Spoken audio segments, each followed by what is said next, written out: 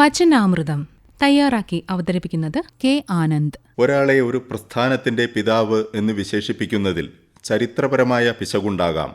എങ്കിൽ പോലും സ്വന്തം ഉൾക്കാഴ്ച കൊണ്ടും വ്യതിരിക്തത കൊണ്ടും തനിക്ക് പിറകെ വന്ന തലമുറകളെ ഒന്നാകെ പ്രചോദിപ്പിച്ച ഒരു മനുഷ്യനെ അയാളുടെ സംഭാവനകളുടെ കൃതജ്ഞത നൽകാൻ നാം ബാധ്യസ്ഥരാണല്ലോ. പറഞ്ഞു വന്നത് ഗ്രീക്ക് തത്വചിന്തയുടെ പിതാവായി വിശേഷിപ്പിക്കപ്പെടുന്ന മഹാനായ സോക്രട്ടീസിനെ കുറിച്ചാണ്. An unexamined life is not worth living.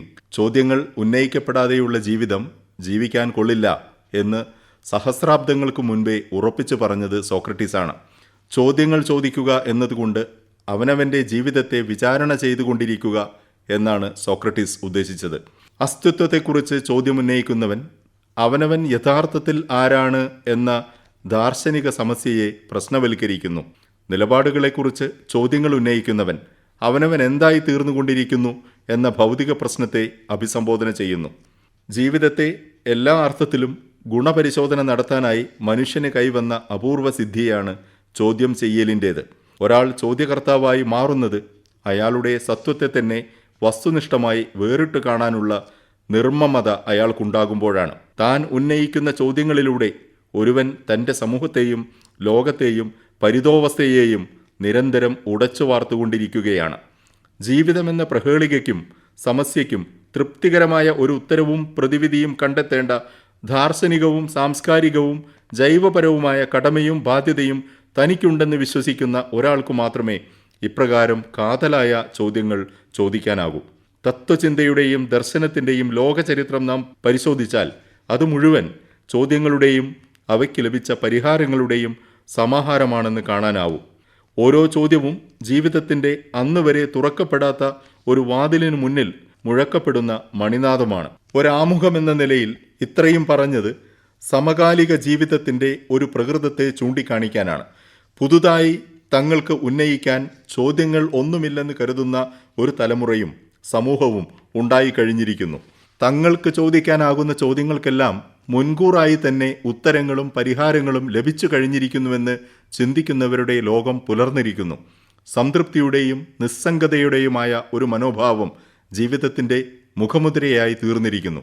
ഇത്തരത്തിൽ ജീവിതമെന്ന അപാരാനുഭവം പൂർവ്വനിശ്ചിതവും ഉപരിപ്ലവവുമാവുന്നതുകൊണ്ടുള്ള ദോഷത്തെപ്പറ്റി ചിന്തിക്കുമ്പോൾ നാം വീണ്ടും സോക്രട്ടീസിനെ സ്മരിക്കുന്നു.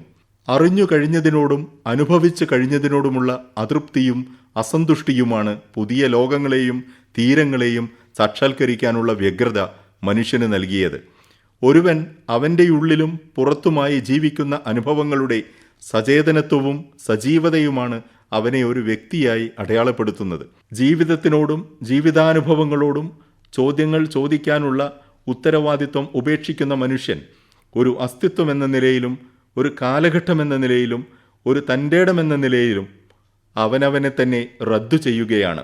ജീവിതമാകുന്ന മഹാവൃക്ഷത്തിൻ്റെ ശാഖകളും വള്ളിപ്പടർപ്പുകളും ഇലച്ചാർത്തുകളും വെട്ടിമാറ്റി അതിനെ വെറുമൊരു മരക്കുറ്റിയാക്കുന്നതിന് തുല്യമാണത്.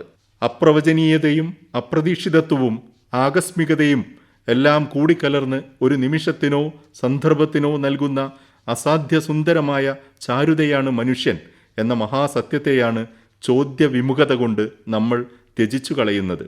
നിരന്തരം ആരാഞ്ഞുകൊണ്ടും പ്രതികരിച്ചുകൊണ്ടും വിയോജിച്ചുകൊണ്ടും സംവാദത്തിലേർപ്പെട്ടുകൊണ്ടും ജീവിക്കാതിരിക്കുന്ന നിമിഷം മുതൽ നമ്മൾ നമുക്കും ലോകത്തിനും അപ്രസക്തരായി മാറുന്നു എന്ന് നാം തിരിച്ചറിയേണ്ടതുണ്ട്. നമ്മളിൽ നിന്നും ചോദ്യങ്ങളെ ചോർത്തിക്കളഞ്ഞ അധികാര സ്വരൂപങ്ങളെയും ബലതന്ത്രത്തെയും നമ്മൾ തിരിച്ചറിയേണ്ടതുണ്ട്.